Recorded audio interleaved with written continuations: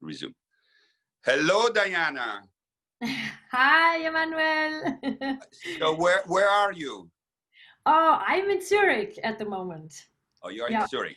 And yeah. so, as you know, I am in California, and we found a good balance of time for both of us. I realize that sometimes being in Los Angeles, it's very difficult to connect with Europe because the times don't really match. Um, so you just moved to Zurich, or where were you during most of the COVID containment up to now? Oh yes, that was quite an adventure. We just finished the premiere of Imaginarieri at the Bayerische Staatsoper in Munich, and 2 days later was the second no, 3 days later was the second performance, and on the evening before the second performance, the opera was closed. So I went back to Zurich to see my family and to find out what's going to happen. 2 days later, the school closed, and then we decided, since everything was still open, we decided to go to France to our holiday home, where we have a garden where we can go outside, just in case. And anyway, we didn't have any work. So we jumped into the car and went to France. And then 3 days later, we were confined, but very strictly confined. That was something. But that was a good timing then. So you were in the best place to be. Yes, we were really lucky. So you said you didn't have any work, but I suppose you had a lot of work taking care of the family and the kids. How old are the kids now? What's their age? The boys, we have two boys. Alexander is 9 years old, and Colin is 7 years old. So they go into I don't know, in French. Actually, it's the second school year and the fourth school year. Right. And they go to a bilingue school, Yeah. the Lycée Français in Zurich here. So they have half and half classes in German and in French. So actually, I didn't have any profession as singer anymore, except just keeping in shape for my voice, Right.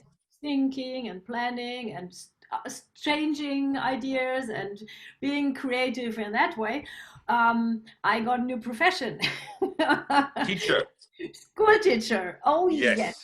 Oh yes. Oh, that was a bit of an earthquake, I must say, because the two in that age, they're not really self-dependent. So, and then there's mama and papa around, and then there's the holiday house. So it was really hard to keep them focused and do all this work and find everything on the tablet. They work with iPad. So thank God we had it. It really went quite smoothly from active school into homeschooling.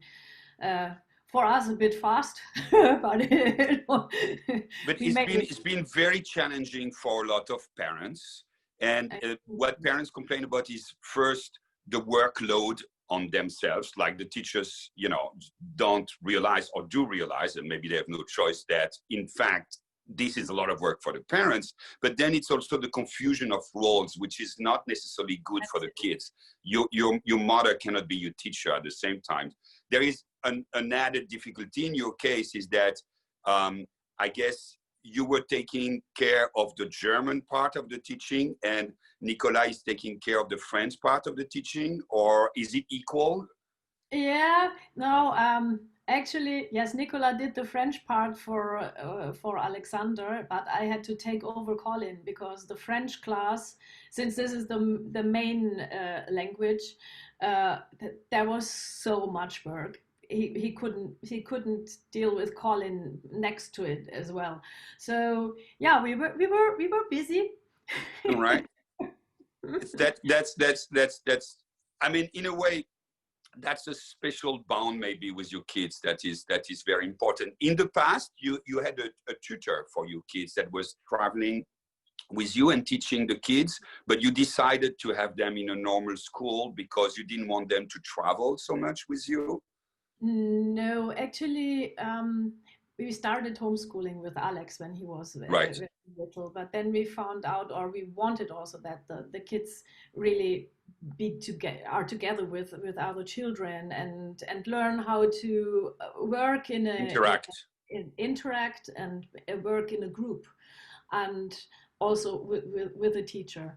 But we researched for a school who gives us the possibility Hmm. to travel with the kids still.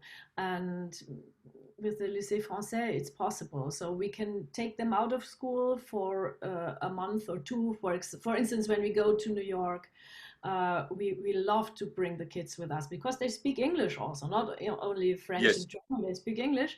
And then we take a tutor with us who does the schoolwork with the boys, but we can Okay. all be together as a family and work and have also the experience to, yeah, I mean, to be in a different country. But And the lycée français in Zurich, they let you have the kids out of school for a few months, knowing that there is a tutor. Wow, yes, yes, that's great.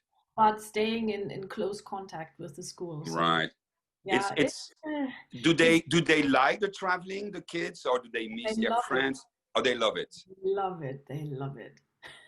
And do they feel that's maybe too personal a question, but do they feel half French, half German, or 100% German, 100% French, or cosmopolite, or what's their feeling toward this? Well, you're French, you know what they feel. Okay, okay. Vive la France! Allez les Yeah, yeah. Bleus! And, Ah, wait. yeah, and since I'm the only one who speaks German with them, except my parents, it was a bit hard with all the French-speaking nannies and my husband, and I always have to translate. And then we had an English-speaking nanny, so I translated from German English to German. in Yeah. my mind to English, from English to French, and that everybody gets. It was quite an insalata mista, we So, say. yeah. So the result is that your German is collapsing, I guess, then in the end. Kind of, but I start now singing more German roles. That's More good. So you keep looking at German. pronunciation. And how being married to a very French guy, do you how is your connection to the French culture? Do you feel part of that culture with your kids and your husband, or you still feel Absolutely, absolutely. you do? Yeah. It was my dream right from school. When I went to school, French was the first language I chose, and Uh-huh. and singing wise also, I love the French opera and I love the French melodies. So Yes. and then sure the poetry, and when you sing songs, or when you sing, you have to fall in love with the The language language. you're Yes. you're performing, you're interpreting. So yeah, but French for me is really, if not So the most yeah, beautiful language. but and you I think we did. I was trying to remember. We did Manon together at the Met, and Mhm. maybe in Covent Garden we did a recording of Meyerbeer partially in French, and you have this stunning understanding of the French language and the French probably way of singing. But the base of your technique, was it an Italian technique, a German technique, a French technique, or you think that those distinctions don't really matter? Do you sing on the vowels? Do you sing on the consonances? I mean, where do you stand with all of this? And what was your evolution on this? Well, actually, well, hmm, there is, it depends what you are singing. Mm-hmm. If you sing French, the French language, it sits somewhere else in your mouth that, compared to the Italian language, which is very front and very Mm-hmm. clear. The French have a lot of nasal and vowels which go a little bit back. Also the R. I mean, I roll the R when I sing French. I prefer that. That's It's more. okay. I think I prefer it. Just. All right. It's a very long discussion, but Oh I yes, think we don't get if into that now. no, No. well, we could, but if you are comfortable with it, and if you do it without insisting too much, I think it works perfectly for me. Maybe in the melody you have to be more careful, of course. Yeah. Well, and then when we have German, everybody thinks, well, German is packed with consonants, yes, but you don't, you think of the consonants, but they have to be on the breath. Like Hmm. everything has to be on the breath, and you can only sing. I think the best technique is the bel canto technique. The bel canto technique, Okay. which bel canto is the most difficult way of singing. It's like it's very virtuoso. You have to be able to do everything with your voice. So Hmm. you messa di voce, you go soft, and you make go it into a forte, and then you start pianissimo, or you just do a big sound, and then you have the big scale, the range of The voice, yeah. everything is different, but the it you use almost the whole range of your voice. So that means the voice has to be equilibrated and even from top to the bottom. So you should not press and do anything or do overdo the consonants. But I think you really have to learn how to sing with the souffle, with the breath, Right. and let So let what do you mean? What do you mean for the people who are not singer, or even some singers? What do you mean when you say singing with the breath? It's like the support and la colonne d'air, as the French say. What does that mean exactly, technically? it actually means also phrasing. You have Uh-huh. to imagine the whole phrase till the end, and you have this energy which goes through your whole body, but with your mind knowing where to go to. Um, um, ah, it's well, explaining singing technique is 10 programs maybe. Yeah. uh, but anyway, it is, it should, the voice should never be forced, and the voice should sit naturally in the resonance, that we Hmm. can sing without microphone. That Right. means that the voice projects, and the voice projects when you have when you put it into the right The right place. position, the right Hmm. place. It's so many components together. It's the right place, it's the souffle, it's the energy you give, it's it's um it's tension, but relaxed tension. It's elasticity, but not everywhere. So I mean, like my first singing teacher said, "Oh, here down in the In where the in the lower uterus, abdomen. in the Yeah. very belly, there you have to be like stone, and up there like French pâté." But I guess So French this pate very is light in focused, their mind. Yeah. and going forward and phrasing and thinking the high notes before you sing them.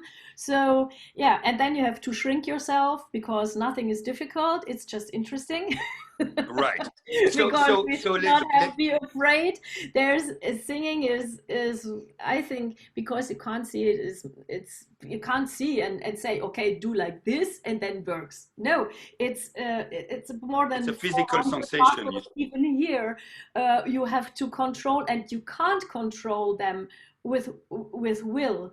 You control them with imagination, and it's so complex. Yeah, Right. it's No, amazing. but It's a never-ending journey. no, Never. so I love to hear you sing, speak about your vocal technique, and you go very quickly into questions that are also musical question or even personal question. Who was your first teacher, and how did you understand you had an instrument that was special and that you could make money out of it, or you could express yourself? Was there a moment where, oh my God, this is me and that's what I want to do? Was it progressive? Were you very young? I was, well, actually, well, I sang and danced and acted, and I don't know. This was actually obvious from my early childhood on, but I fell in love with opera at the age of 12. Uh-huh. Um, I saw La Traviata with Teresa Stratas, the Zeffirelli movie, Mm. and Placido on TV, and for me it was that was like somebody switched on the light, and Yeah. I thought, oh my God, this is the most Yeah. beautiful thing people can do, can create. I mean, the composers, what they gave to us. And And so I saw this Traviata, uh, and I just had the wish to learn how to sing, and yeah, the feelings I received in order to give them back to people and experience it myself through music, because I knew I I'm musical. I have a good ear. I can hit the notes I want to sing. I could sing any song, but not opera, clear, because for that you have to study and to get your technique. And then I was little, and then by actually through my music teacher in school, who came from Romania, I met his wife. He said, you must meet my wife. She was opera singer. She is opera singer." mhm. And it was in my hometown. So I went to see this famous Carmen Hanganu opera singer from Romania, and uh, I wanted. I saw a concert and I was blown away. It's the first time opera live. Oh, Uh-huh. wow. Um, and then I started taking piano lessons, and I sang a song for her. And he said, "Yes, when you are older, Diana, you can do Gesangunterricht. You can have singing lessons with me." Okay. Then I was 15. I had my first singing lesson. Yay. 1 year later, she told me, "Diana, you know, you can make profession if you want, but you have to study. You must get an opera degree. You must really have a diploma." Okay, good. Diana said, "I go and get a diploma. We ask your parents. We will work on this, and we can." Okay. She was wonderful, and she gave me so much. She really um, she was, well, singing, learning to learn how to sing is really, it's so delicate. And Uh-huh. she did that with so much understanding, and she really had me, because but then you have to understand how to breathe, and you said, "You Right. put your hands here." Woo! And I was like red like a tomato, and I'm, God, oh my word. And she started to breathe, and I was I was so embarrassed. And it was, and then you to find this in myself as a child, actually, Right. a young woman, experience this in your body. That was quite something to start that. And um, but she really, she said so many important things, like Hmm. what we do with our instruments is that we are there for art. We are there to interpret what, I mean, we are mediums, but Hmm. the big creators are the The composers composers. and the Absolutely. writers, and our history. And it is so, it's such a vast universe to dive in, and of song, of sacred music, of opera, of operetta, operetta with actually, like for instance magic flute, you have im Singspiel, you have the spoken text, so you have to be an Hmm. actor, you dance, you would, whoa. And I was so excited. And there are so many young people out there who love to do that too, and who have this talent. And we don't get ever be scared. We never know what's going to happen in future. Well, 6 months ago we didn't know what was coming. So don't ever be scared. Live in the moment. Do what you want, and what really is your passion, And you and calling. Yeah. use your passion and your calling for your profession. And then you can give, and then we can make this world better. And so yeah, because I got such a lovely, I have not answered yet, but of a young girl. She's 12. Hmm. And she sent me a video, her mom. And she sings there, uh, beautifully, really a little raw diamond treasure. Hmm. And she does this with so much love. And Hmm. but she's devastated. She can't do her exams. She can't see her teacher. She can't. So go on, go on. We will manage, and we will all sing again. Mm-hmm. Mm-hmm. Amen. Absolutely. Where, when did you know after that in your development that actually your teacher was right and you can be a professional?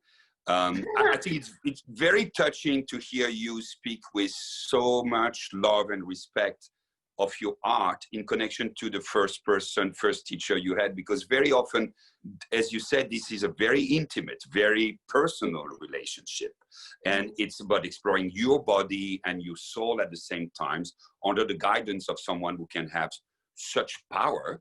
And we know so many singers where that relationship get a little sour with time and difficult, and I don't hear any of that in you, and because you are a very positive person. But this is the most striking history I've heard of a connection with between a teacher and a singer.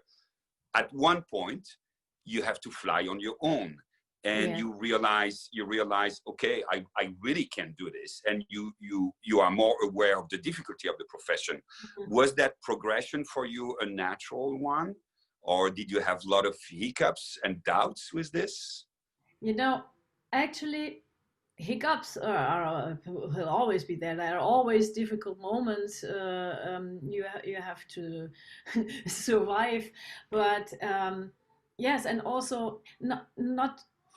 I think nobody can give you everything. You have to. Right. And you can't expect this, so you have to work for yourself as well. And I had two teachers in my life. I had Carmen Hangano, and because this story goes on, it becomes even wilder. I don't know if we talked about this. Please, no, please. You know what happened? So she prepared me to do the entry exams for the music university in Germany, in Würzburg. And she said, we try more, which you do 1, 2, 3 entering exams, and where you can study, we will see. And also before you will go to Reri.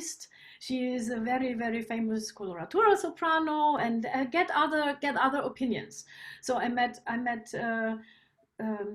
two, one.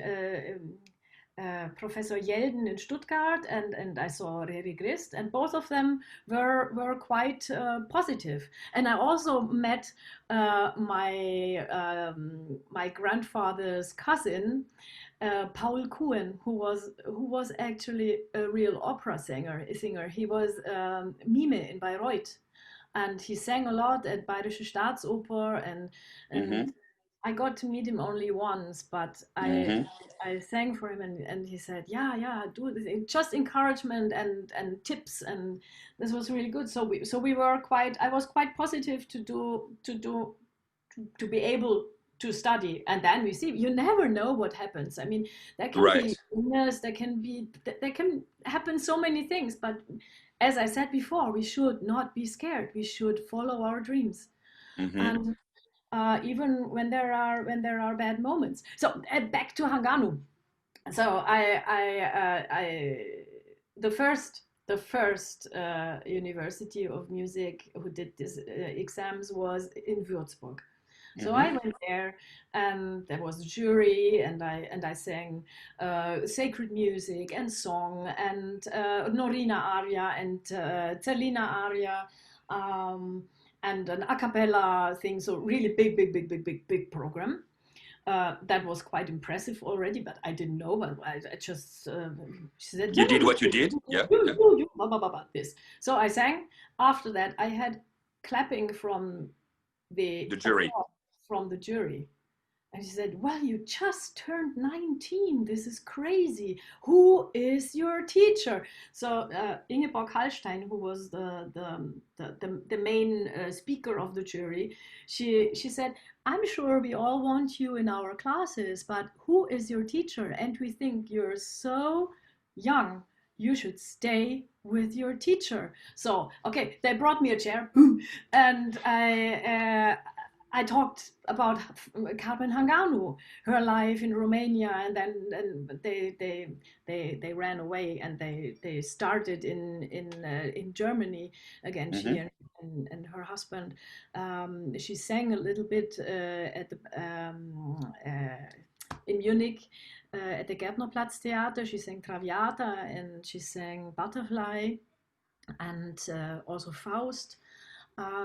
So she yeah, I told everything about her, and then they said, okay, we do something we never did before. We give you teacher a job. Boom. Wow. So this was really that was uh, and they said, I think nowhere in Germany has ever happened something like that, but you will stay with your teacher and she will come once a week to Würzburg to teach you, and other singing students like who want to become music teachers or instrumentalists or conductors. She had also a few conductors in her class, learning Wow. learning how to sing, so and understand what the singer is doing, because I think it's so important. It's so important That as a bass. conductor. Yeah. If you want to do opera, you must know about the voice. You must have also experienced it by yourself. But the most important thing is that you have to know about the voice, about how to breathe with a singer and how to sense, okay, now the singer needs a bit more speed, I must help, because we're never the same. Every performance is different, and every Right. day we're in a kind of different shape. And then also on stage, you know this, you have to see what the hell is going on there. uh, Right. you have to connect the orchestra with the singers, because they can't see us but they can hear us, they Right. sense it too. There's so much about Right. of Right. not So seeing so and very very sensing. very often, I'm asked, oh, what, when I'm talking with your colleagues, or quite often too, is that what's your Mhm. tempo for our Ishfuls? I said, that's a silly question. The tempo is going to be the one that the production requires, that the voice requires that day with that orchestra and that Right. audience, and it changes constantly.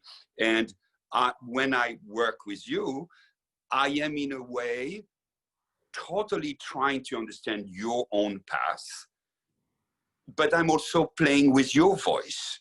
And so if I were playing an instrument, the size of the string is going to give me the length of the phrase and so on. And Yeah.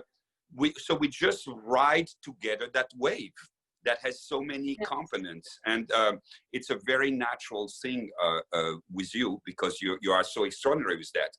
A lot of questions come to my mind. Before, I want to hear a little more of your career development and story, because we never actually talk about this. It's quite a story.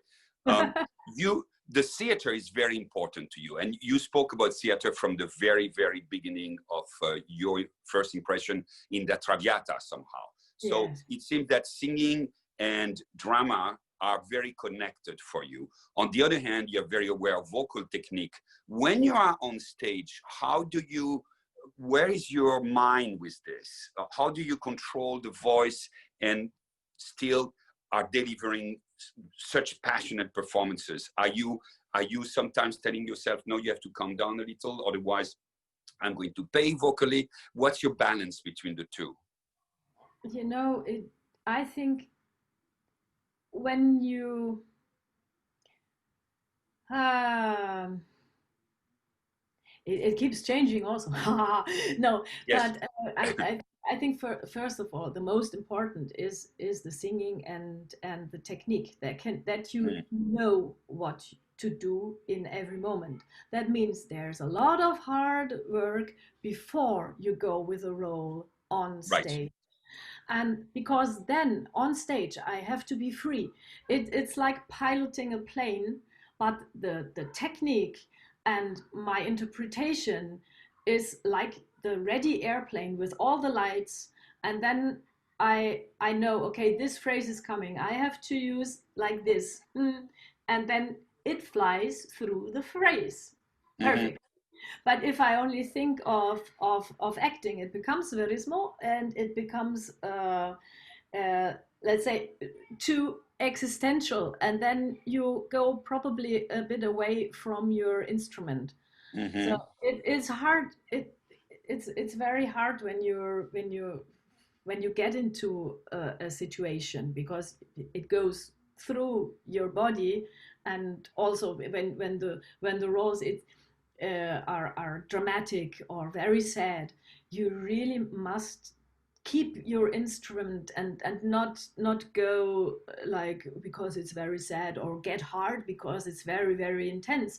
We have to have this flexibility all the time, and yeah, so But at the it's same time, your performances are always incredibly energized, dramatic, and moving. And it yeah, but seems that that's my aim. That's my aim, right, because if I only want to hear beautiful music, then I put a CD, and I listen to the nice songs, but when I'm on stage, not only my voice is my instrument, it's my body as well, and right, my expression with my body, right. and so I my aim is really to well, everybody's aim is to make it as natural as possible. Sure, sure. So, that so that is believable, and that is striking, and then you use the voice, you use the consonants, you use the expression with the face, with the body, with the movement, in order to really hit what is written in the music, because it's all there in the score. mhm. And but it has to be, you have to think always ahead, and You have to be ready. Yeah. that it becomes natural, and you have to be able to fly autopilot somehow. Right, right, right. So, how did you learn then? Because we're only at you being at the university now, and actually up to then, you even haven't been on stage at all. So you have to learn your dramatic craft. And so, what happened? So you had this special teacher just for you in your Yeah. university. And what was the next development to the professional career? You know, the big problems also in studying Hmm. singing at the Hmm. university. I think it's worldwide, the problem is, especially in Germany, and it's still like this, that I know, that the singing students don't have enough time with their teachers during the week. Hmm. I Hmm. had only 1 hour of singing a week. That doesn't mean studying. You start, Hmm. after 1 hour, you're ready to sing, Hmm. Hmm. Hmm. and then it's finished. No, the next Hmm. student, hello, it's me now, and so I went back home on the weekend with my dirty laundry in the train. 200 kilometers, changing thrice the train. So I went home, and then I went to see my teacher, and we worked on the weekend, and then I came back, and then also she said, um, it's it's important to do master classes. So I took part in a master class with Edith Mattis, Hmm. and she it was wonderful, and she said, you must meet my teacher, Hannah Ludwig, and she's in Hmm. Salzburg. She was a former singing teacher at the Mozarteum, but she also gives international master class at the Salzburg Festival. Hmm. So, Sommerakademie, Internationale Sommerakademie was the name.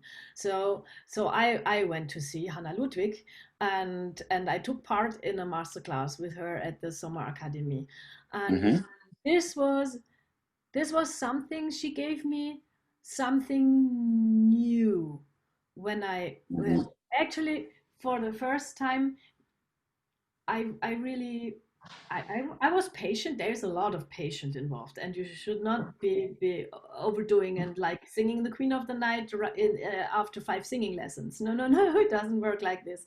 And Frau Hagan was very cautious, and uh, I think she wouldn't have even let me touch Queen of the Night.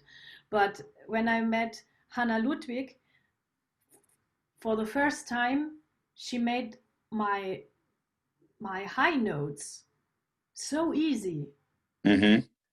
because it was a question of energy and souffle and breathing. Mm-hmm. Mm-hmm. And I felt, oh my God, this I have to continue with this. Mm-hmm. And so I finished my studies. I got already then a job. Well, it was also hard till I found my first engagement, but from that moment on, I continued with Hannah Ludwig working, Uh-huh. and she said, well, we did all the coloratura repertoire, and then she said, what are you going to do in Würzburg? I said, yeah, Papagena in the magic flute. She said, come on, I think you can try Queen of the Night. Do you want? And I was like, yes, I want. And so we tried it, and it worked because technically I was ready to do that, Mm-hmm. and so we worked the Queen of the Night, and I did a second audition at the Opera House in Würzburg. Actually, I I got the engagement at Würzburg at the Opera House. Having done a tourney of not successful auditions, I ended up being in Würzburg, having sung already a few little roles there at the Opera House before, and so they knew me, but there was no place for me in the ensemble, and so finally I got uh, a singer left, and they said you have to audition. We will see. So I auditioned officially. I got the job, The job.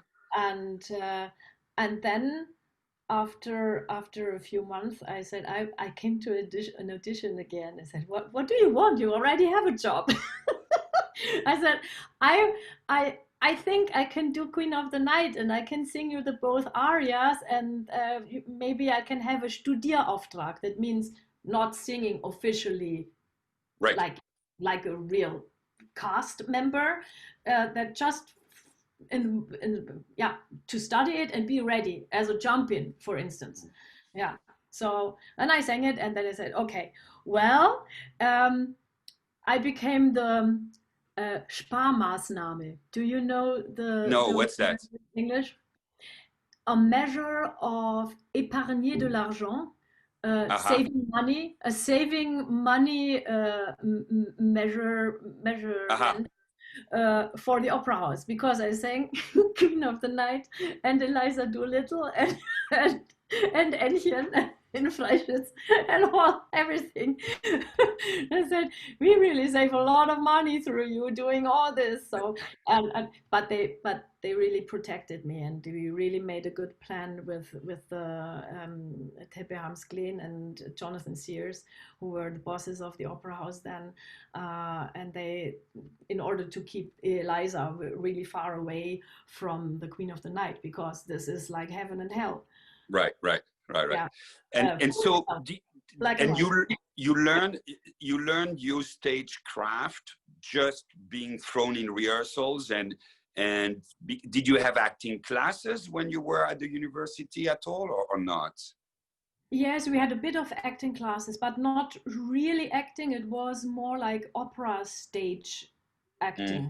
That means we did opera scenes. For instance, mm, I did Sophie in Werther with mm-hmm. the great already graduate student, and I was the little Sophie, right? Mm, Sophie, first we did it only talking, and then we sang it a little bit, but it was all connected with music and this kind of timing. But mm-hmm. sure, we learned how to be shot in the back, running and falling down without well, Breaking your destroying teeth, yeah. your teeth and break your bones, and or fainting, and we had so much fun in these classes. And then we also had dance classes with Mm-hmm. Thomas. He was wonderful. We did tap dance, we did flamenco, we did Mozart dances, like Mm-hmm. traditional dances, the Right. traditional costumes, Classical ballet, Mozart. yeah. Yes, Dance, no, yeah. yeah, ballet as well. So Right. it really, in order to get to know our bodies and be able to move on stage, and yeah, and know how to place us on stage, because when you dance in a group, you always sense the people next to you. You Mm-hmm. don't become just like focused on yourself, and which is also very evident in opera, because Obvious, yeah, yeah. there's always a dialogue, or even also Connection. some dances. But and you know, if I place myself like this from the side or front, or you get to know your body and your body expression, but also what it looks like from the outside. Mm-hmm. Mm-hmm. So that leads me to another question: is what do you expect from stage directors in general? And you know, we have an expression, a terrible expression in the US, which is Eurotrash, which is usually talking about stagings that when two characters are in love, in fact, they hate each other. I mean, everything is taken the other way, or it's, for some Americans, nonsensical. I happen to like some of the so-called Eurotrash, and I don't call it Eurotrash. I call it Regie Theater, like you say in German. What do you expect from a stage director, and where do you stand with the various schools of staging? Well, actually, I like Regie Theater as well, but I love the tradition, Mm-hmm. and I love beauty. Mm-hmm. And so there we are already. We have the whole spectrum. What is Yes. important for me is that um, that the director really respects the instrument. That Mm-hmm. you cannot do everything Mm-hmm. on stage whilst singing. Um, so, but I think you can always talk. You can always Negotiate or yes, and absolutely. see. Yeah, there are stage directors who want you to offer and just say, okay, so she does what she does and she's safe, and so I don't have a mess. Yeah. But okay, I like this too, to offer, because it's a creation also from our side, and we have to find the character in ourselves. We already have made up our mind a little bit, studying the role and knowing how to phrase, and then suddenly the stage director says, can you twist this around? I said, yeah, okay, I can twist it around, but do I really have to? So we will talk and negotiate. Um, uh, but what I you like also you just yeah. to I like talking and finding things, but also first of all I have to understand what the Right. director wants from me. What is his aim with that whole production? Because it's not only my character; it's the whole story. Mm-hmm. Um, so yes, and then I have some questions, and then we will say, okay, we try. I try, and we find it. Also, I don't say no. Right. It's too psychological, or this Right. is bullshit, or what. I want to hear what he As or to she offer. Mm-hmm. says, and where she wants to go. And um, and it's good to see sometimes the operas from a different, I mean, Point of view. the stories from a different point of view. And you can Mm-hmm. also you can twist things a little bit, and then it opens probably many more things sometimes. Sure. If you have a weak libretto, and you have somebody with really an A amazing strong concept ideas. strong Yeah. concept and idea, it can really make it incredible. Right. Like, for instance, I did Pearl Fishers with Nicolas, with my husband, in Vienna. Lotte de Beer, Mm-hmm. at Theater de Wien. She made a you know, the reality TV programs. So Right. she something like that. You struggle, survival in the jungle. Uh-huh. It was that, and it was amazing. And Wow. we had so much fun with that, and it was really well thought to the very, very, very detail. Last detail, yeah. Yes. Oh, that It was hilarious and it was amazing. It was right, amazing. right. So yeah, because That, perfect is it's a bit there, hard to the whole connection and the but convention is sometimes hard to take, and the story doesn't necessarily hold together. Music is so insanely gorgeous, but I agree with you. You sometimes you see better an object if you take it a little from a different angle, and then you see the shadows, and it gives you a better sense of the whole form, and that happens very often with good stage directors. What do you expect from your colleagues? And so you're such a positive person. I'm going to try to put you a little on the spot. What do you do when you have difficult colleagues? Let's say a tenor that only cares about the way he's going to look and fight to be on the front of the stage, or tirer la couverture à lui, as we say in French, try to steal the show. What do you do with that? No names. I'm not thinking of anybody specifically. I'm just asking the question. yeah, I mean that it happens that we sometimes get a bit carried away, but actually when you be able, and when the moment in the opera allows that you can pull the colleague towards you, because with the tenor usually it's a lover. So I mean you can do lots of things as Right. to Right. to make him look at you, and also if I mean there are thank God I was never forced to do that, but I mean sometimes we have to tame your colleague a little bit. Right. But it's sometimes it's like riding a wild horse.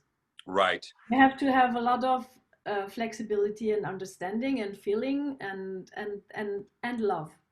Right. And you can make something together, because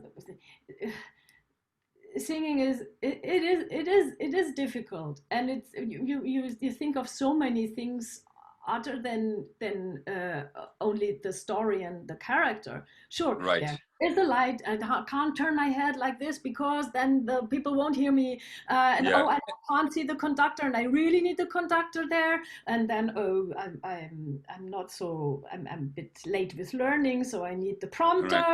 Right. Right. So you know it, but you can help each other, and you can sense it. Not speaking, you can.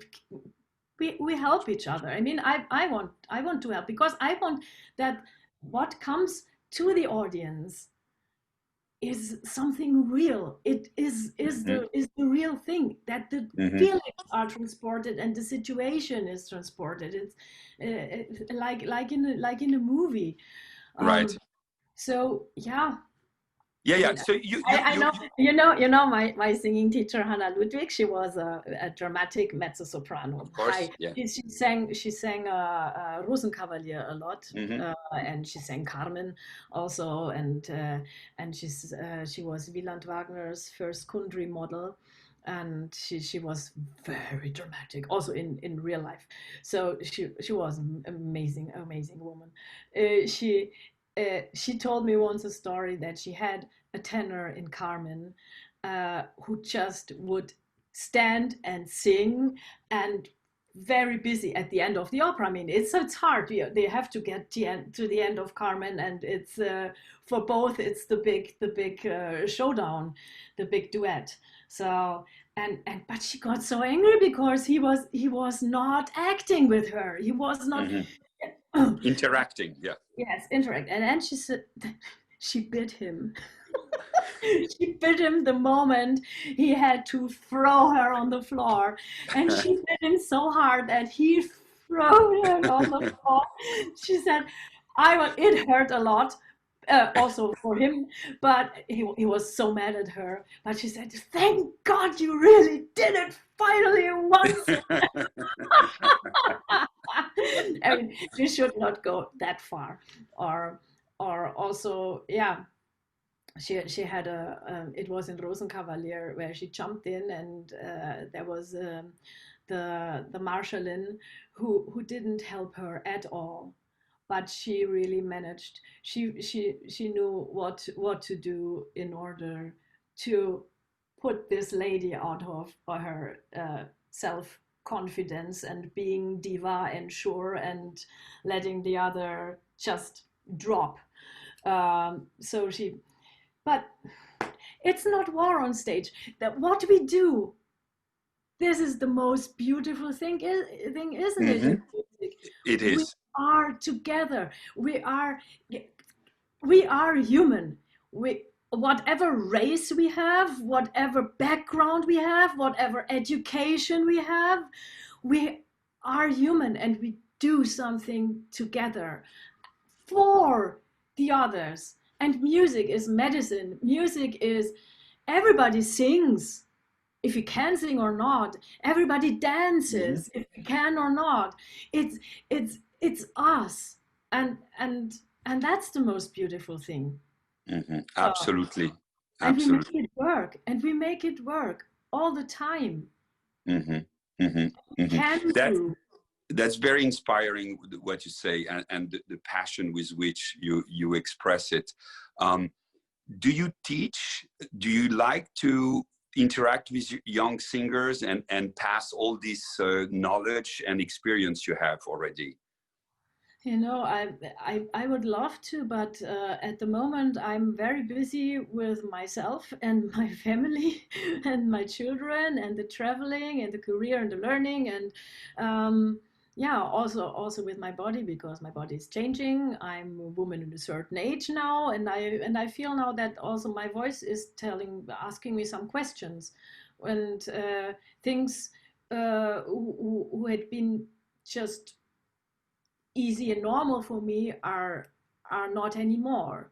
Mm-hmm. So um, I'm really in a process. I'm I think when I'm through this and I'm still singing, I will no I will teach. I want to teach, because we have to pass this on I to think the you would be next. an amazing teacher. Let's go back a little then to what you are hinting. What are the roles you have never done that you would have liked to do, and that you still think you should do with where you are, with your development and your vocal situation, and what are maybe in your path with choosing your roles in the next 5-10 years. Mm. Well, talking of me, but generally talking is I think everybody has to find the roles his or her voice can do, Mm-hmm. her voice is made for. So yes, it takes a certain time till you get the whole technique, or almost the whole, because we never get the whole thing. Mm-hmm. Perfectionism is good, but we will never be perfect, none of us. um, there's always something. And this is beautiful because we're human. Yeah, and you We're not discover machines. and you become a And we new person. discover and we Yes. change, and so yes, I started with the light coloratura repertoire, and I did some dramatic coloratura roles, like the Queen of the Night, or like in Lauren Marcel, who wrote in 1984 his opera Mm-hmm. 1984, two roles for me who were really for dramatic coloratura. I think my voice is a dramatic coloratura soprano, but uh, um, this goes for a certain time, and Mm-hmm. then you there are roles you sing for a certain time. There are roles which you can sing for your whole life. I Mm-hmm. think I could do Susanna for my whole life, Mm-hmm. but also I could do now Contessa. I did already, but I can do now Contessa, since I'm a more grown-up woman, and I'm Mm-hmm. more mature, and my voice also, and my artistry also. And yeah, I tend to say we're like wine. It changes, and it, let's say, it gets different, sometimes better, with the age, but young wine is also beautiful, and Right, that's the right. youth, that's the And sparkle. sometimes you have 10 years of a little deep in a vintage, but then all of a sudden it reveals some perfume and some fruits Yeah. flavors that you didn't know before. But Yes. what kind of roles would that be then? You know, if it's no more Queen of the Night, no more Traviata, Yeah. what kind of repertoire? Well, what I really found out now, I mean, the confinement, the confinement, Right. uh, was a big stop for everybody, and Hmm. is terrible. Yes, but also I think there are not only negative things to complain Hmm. about. We Hmm. gained a lot of we gained some time. This is Hmm. time as a gift for us, because we're Hmm. all been running and doing things for ourselves and blah blah blah blah blah, continue and work and work and work and work. So now we had time to focus a little bit on our families, on the being close, but also uh, stop, like being on the top of a hill and watch your life and your situation, and then finally find out, okay, um, this I don't want anymore, but maybe I want to go there.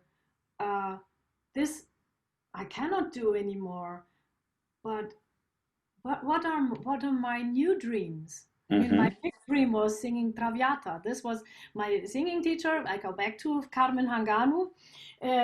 She said, "You must have a dream in your life.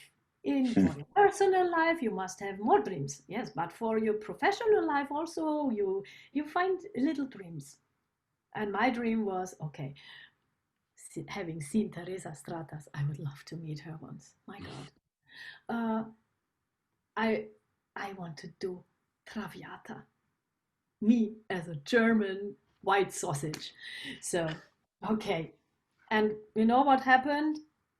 It was where this year I got a new production of La Traviata at La Scala di Milano for the opening of the season. Hmm. This was utopia. Hmm.